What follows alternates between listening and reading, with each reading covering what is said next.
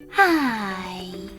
In front of me is an Android 13, and today I would like to show you how you can add audio or video file to text message.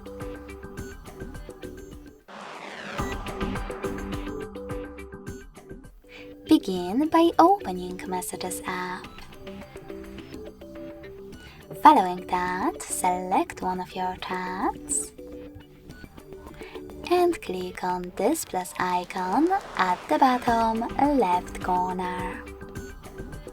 Now select Files category,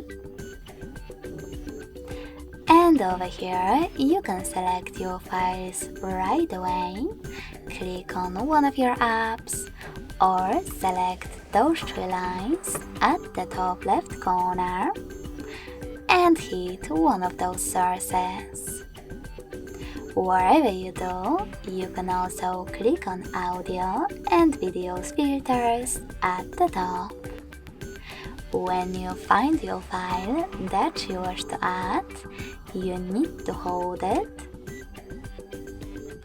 and tap on Select at the top right corner to add it. So when I do that, as you can see, my audio file was successfully added to text message. Thanks so much for watching. If you enjoyed this video, smash that like button, comment and subscribe. Bye!